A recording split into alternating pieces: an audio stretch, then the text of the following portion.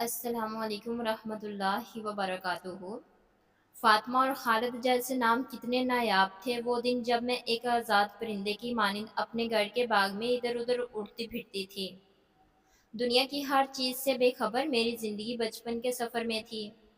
ये मेरे बचपन के दिन हैं जिन्हें मैं कभी नहीं भूल सकती। उसके बाद उम्र का वो मरहला आया जब मैं आईने के सामने अपने अक्स से बातें करने लगी। शायद जवानी की दहलीज पर कदम रख चुकी थी जबकि मेरी दोनों बहनें अभी कम उम्र थी। अब मैं उम्र के उस हिस्से में थी जिसमें तमन्नाओं, ख्वाहिशात और अरमानों की आवाज़ें धीमे सुरों में सुनाई देने लगती हैं और हर लड़की अपने मुस्तकबिल के बारे में सोचती है। मैं भी ख्वाबों में खोई आने वाले दिनों की खुशियां तस्वर में समेट रही थी कि एक दिन कुछ अजनबी लोग हमारे घर आए और मेरा रिश्ता मांगा। वालदैन को रिश्ता पसंद आ गया और मंगनी हो गई। कुछ अरसे बाद फिर वही लोग आए। मैं खुशी से निहाल थी। सुना था कि शादी की तारीख लेने आ रहे हैं। मेहमान आकर चले गए मगर मेरे घर वालों के चेहरे पर मुस्कुराहट नहीं थी और मायूसी दिखाई दे रही थी। उनके मुरझाए हुए चेहरों को देखकर मैं समझ गई कि ज़रूर कुछ गलत हुआ है। तभी अम्मी ने बताया कि लड़के वाले मंगनी तोड़कर चले गए हैं। वो कह रहे थे कि ये भी कोई बात है, पहले बड़ी को पसंद करके रिश्ता तय कर लिया और अब बड़ी को छोड़कर छोटी मांग रहे थे। ये क्या शरीफों का तरीका है? लड़कियां क्या खिलौना बन गई हैं? वो रिश्ता खत्म कर गए हैं। ये सुनकर जमीन पैरों तले खिसक गई और मेरे ख्वाब शीशे की तरह टूट कर बिखर गए। दुख इस बात का नहीं कि वो रिश्ते की बात खत्म करके गए थे, बल्कि दुख इस बात का था कि मेरी दोनों छोटी बहनों का क्या होगा। एक तो अब बचपन की दीवार फलांग जवानी की दहलीज पर कदम रखने वाली थी और दूसरी अभी छोटी थी। मंगनी इस बात पर टूटी थी कि लड़के ने मंगनी वाले दिन मेरी दरमियानी बहन को देखा तो घर जाकर अपनी माँ से कहा कि तुमने बड़ी का रिश्ता क्यों लिया, जबकि दूसरी उससे ज्यादा खूबसूरत और दिलकश है। आपको वो नजर नहीं आई थी? मेरी शादी करनी है तो दूसरी वाली का रिश्ता तलब करें। मैं उनकी बड़ी लड़की से शादी नहीं करूंगा। लड़के की इस बात का जिक्र उन्होंने जब मेरे वालदैन से किया, वालदैन ने कहा कि ये कैसे हो सकता है। जब तक बड़ी की शादी नहीं हो जाती हम छोटी लड़की की शादी का सोच भी नहीं सकते। अगर आपको हमारी बड़ी बेटी कबूल नहीं तो रिश्ता छोड़ दीजिए। इसमें शक नहीं कि छोटी बहनें मुझसे कहीं ज्यादा खूबसूरत थी और वक्त के साथ साथ वो मेरे बराबर हो रही थी। मगर अम्मी अब्बा उनके लिए आए रिश्ते इस वजह से ठुकरा रहे थे कि बड़ी की मौजूदगी में छोटी बेटियों को कैसे ब्याह देते। यही सोचकर आंखें भर आती थी कि मेरी मामूली सूरत के बायस मेरी बहनों के अच्छे नसीबों को ठोकर लगाई जा रही थी। मैं जिस माहौल में पली बड़ी थी, यहाँ लड़कियों का अपनी शादी और रिश्ते नाते पर सारे ख्यालात माँ बाप की बात समझी जाती थी। जबकि मैं अपने वालदैन को समझाना चाहती थी कि अगर लोग मेरी बजाय दरमियानी या छोटी को पसंद कर लें तो अच्छा रिश्ता गिनवाने की बजाय हाँ कर देनी चाहिए, ताकि इस रिश्ते में एक बच्ची के फर्ज से तो सबक दोष हो जाए। जब मेरे मुकद्दर में होगा तो मेरा रिश्ता भी हो जाएगा। लेकिन वालदैन ने अपनी सोच नहीं बदली। वक्त के साथ साथ दोनों बहनें मेरे बराबर की हो गई। वालदैन अपनी जिद पर कायम रहे। वालदा फिर से मसल्ले पर बैठ गई और रात दिन मेरे नसीब खुलने की दुआएं मांगने लगी। उनको इस कदर एहसास से दुआएं मांगते देखकर मेरे दिल से आ निकल जाती और मैं भी दुआ करने लगती कि अल्लाह मेरी वालदा की सुन ले और उनको सुकून दे। अल्लाह ने उनकी सुन ली। इस बार फिर लोग आए और मेरी छोटी बहनों को देखने के बावजूद उन्होंने मेरा रिश्ता ही तलब किया। कुछ दिनों बाद वो मेरे सर पर गोटे वाला दुपट्टा और अंगूठी पहनाकर चले गए। हमारे घर में खुशियों का ठिकाना नहीं था। वो जल्द शादी की तारीख मांग रहे थे। मेरा जहेज तो तैयार रखा था। वालिद साहब ने फर्नीचर बनवाने का भी ऑर्डर दे दिया था। अब शादी की तारीख का ऐलान बाकी रह गया था कि अचानक मंगनी टूटने का ऐलान हो गया। पता चला कि लड़के को किसी और लड़की में दिलचस्पी थी, मगर उसके वालिदैन उस लड़की को पसंद नहीं करते थे। वालिदैन के दबाव के बायस वो पहले तो खामोश रहा, लेकिन आखिर में झगड़ा करके शादी से इनकार कर दिया और घर से भाग जाने की धमकी भी दे दी। वालिदैन को परेशानी लाहक हो गई कि अब क्या करें, लेकिन जब जवान औलाद काबू में ना आए तो ये मुसीबत बन जाती है। काश कि वो पहले ही बोल देता तो मुझे दोबारा मंगनी टूटने का सदमा ना सहना पड़ता। उस जालिम को क्या मालूम कि दूसरी बार मंगनी टूटने से लड़की पर क्या गुजरती है। मुस्तकबिल की तमाम उम्मीदें ही खत्म हो जाती हैं। ہم غریب لوگ بڑی مشکل سے گزارا کر رہے تھے، سفید پوشی کا برم رکھنے کے لیے چھوٹی چھوٹی خواہشات کا بھی گلا گھونٹنا پڑتا تھا۔ میں بہن بھائیوں میں سب سے بڑی تھی اور میرا چہرہ بھی کم خوبصورت تھا، اسی لیے والد میری فکر میں مبتلا تھے۔ آخر وہ بیمار پڑ گئے۔ اس وقت میری عمر 26 برس تھی۔ ہمارا گزارا تھوڑی سی زمین کی پیداوار پر تھا۔ کافی عرصہ تک میرے لیے کوئی رشتہ نہیں آیا۔ رشتہ کروانے والے بھی جانتے تھے کہ جب تک بڑی بیٹی ہے یہ لوگ چھوٹی لڑکیوں کے رشتے نہیں کریں گے، اسی وجہ سے دوسری دونوں بہنوں کے رشتے بھی نہیں آ رہے تھے۔ پھر 2 بار کی منگنی ٹوٹنے کا قصہ خاندان بھر میں سب کو معلوم تھا، اور یہ دنیا والوں کے لیے معمولی بات نہ تھی۔ ہم جہاں رہتے تھے یہ پہاڑی علاقہ تھا، یہاں نلکوں سے پانی نہیں آتا تھا بلکہ چشموں سے لوگ پانی لاتے تھے۔ ہماری خالہ کا گھر قریب تھا اور ان کے گھر پانی آتا تھا، لہٰذا نہانے اور کپڑے دھونے کے لیے ہم لوگ خالہ کے گھر چلے جاتے تھے۔ خالہ کا بیٹا خالد مجھ سے چند برس بڑا تھا۔ جب میں ان کے گھر کپڑے دھونے جاتی وہ گیلے کپڑے رسی پر ڈالنے میں میری مدد کرتا۔ اس کے ساتھ رسمی بات چیت خوابوں میں بدلنے لگی۔ ادھر وہ میری کمی محسوس کرتا تو میں بھی کسی نہ کسی بہانے اس کے دیدار کو خالہ کے گھر جا پہنچتی۔ خالہ کی زیرک نگاہوں نے جان لیا کہ ہم ایک دوسرے میں دلچسپی لے رہے ہیں۔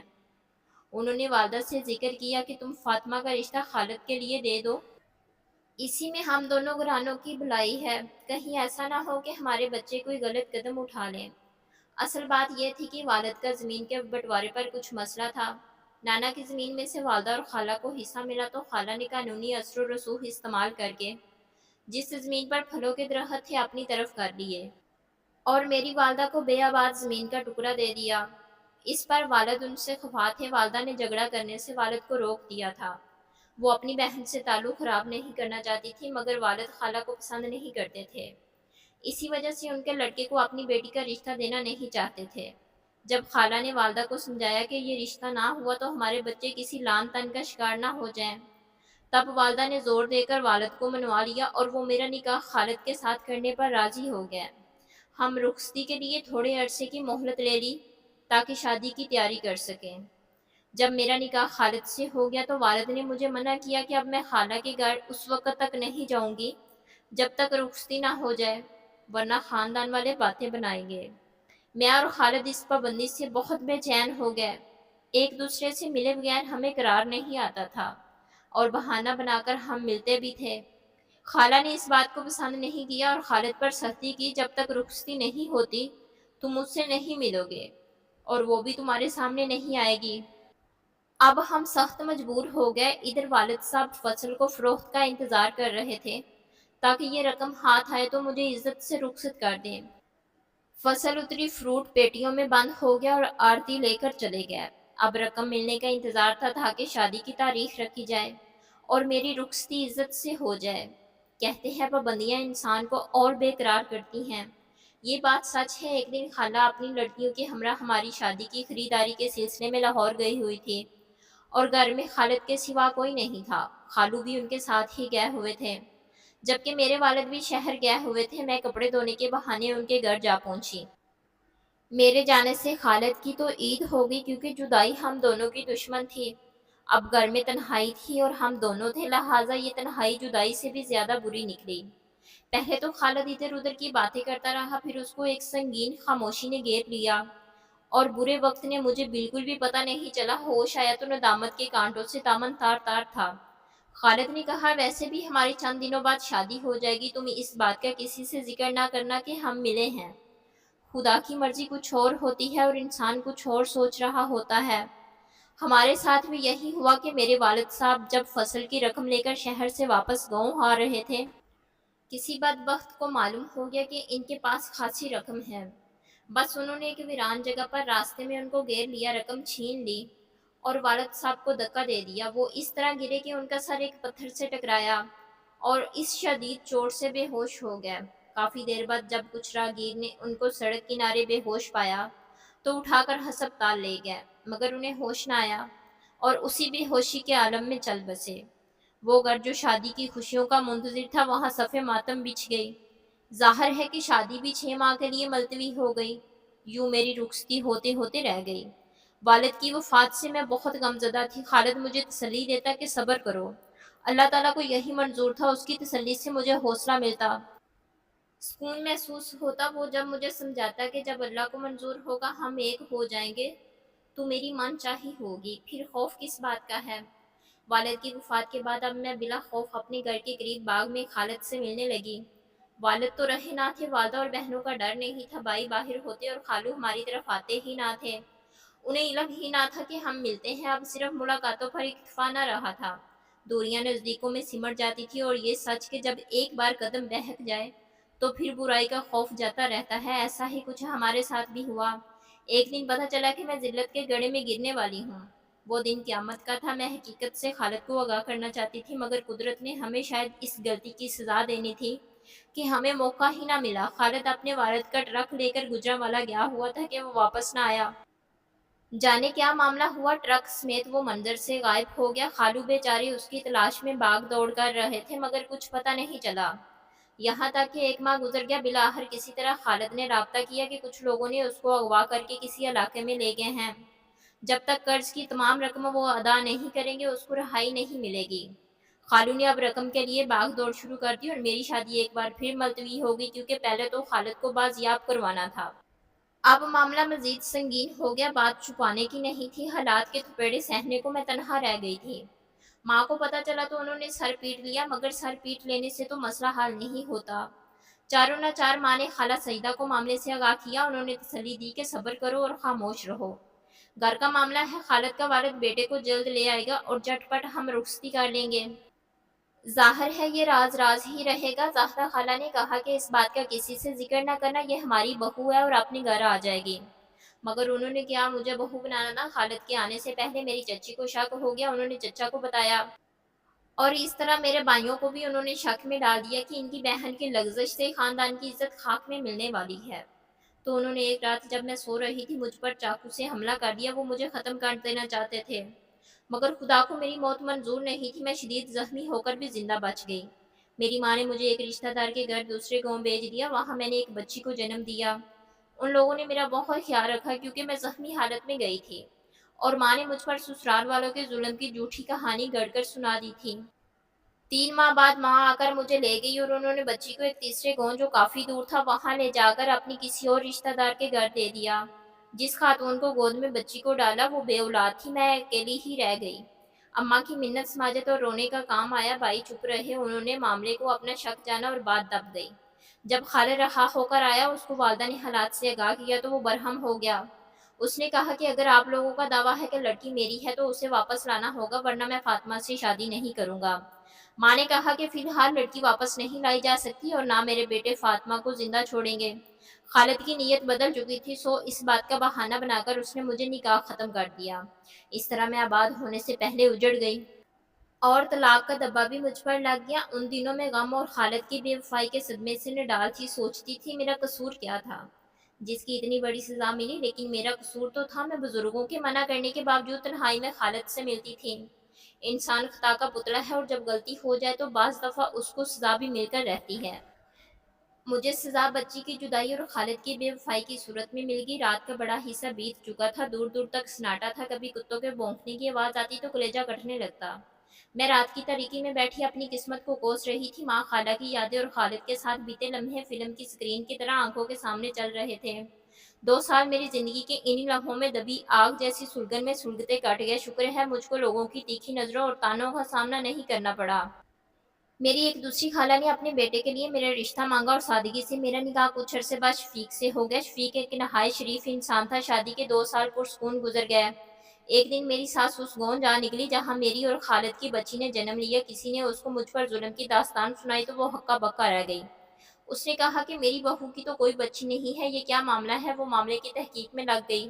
اس نے بڑی چالاکی اور ہوشیاری سے کام لیا اور مجھ سے پوچھا اور اس کو میرے پاس لانے کا وعدہ کیا۔ ساس کا محبت بھرا رویہ دیکھ کر اس کی چال کو نہ سمجھ سکی، یہ بھول گئی کہ ماں نہیں، وہ دن میری زندگی کے سکون کا آخری دن تھا۔ انہیں اصل بات کا پتہ چل گیا تھا۔ اس کے بعد دن رات طعنوں نے میری زندگی اجیرن کر دی۔ میرے بھائی کی شادی پر بھی ان لوگوں نے مجھے میکے نہ جانے دیا، کہہ دیا کہ اب میں میکے میں کسی سے کوئی تعلق نہیں رکھوں گی اور وہاں کبھی نہیں جاؤں گی۔ ہم تو سمجھتے تھے کہ تم پر ظلم ہوا ہے، ہم کو کیا خبر تھی کہ اس سے آگے بہت کچھ ہو چکا ہے، اب نہ تمہارے میکے سے کوئی یہاں آئے گا اور نہ تم وہاں جاؤ گی۔ رو رو کا میرا برا حال ہو گیا، اب میں اپنے میکے کی دہلیز پر کیسے قدم رکھ سکتی تھی؟ وقت گزرتا رہا، میں گیلی لکڑی کی طرح جلتی بجھتی اور سلگتی رہی۔ شفیق اور اس کے گھر والوں نے مجھے کبھی میکے نہ جانے دیا اور نہ ہی گھر کا سکون دیا۔ میں بس ان کے گھر کی خدمت گار کی حیثیت سے رہتی تھی، کیونکہ پہلے تو بھائیوں کا ڈر تھا، خالہ سعودی عرب چلا گیا اور واپس نہیں لوٹا، لیکن ابھی مجھے اپنی معصوم بچی کا غم دیکھنا تھا۔ جس عورت نے میری معصوم بچی کو گود لیا، اس نے اس کا نام زہرا رکھا تھا۔ وہ کوئی اچھی عورت نہیں تھی، اس نے اپنے طریقے سے اس کی پرورش کی، اس کی شادی اپنے واقف کے گھرانے میں کر دی۔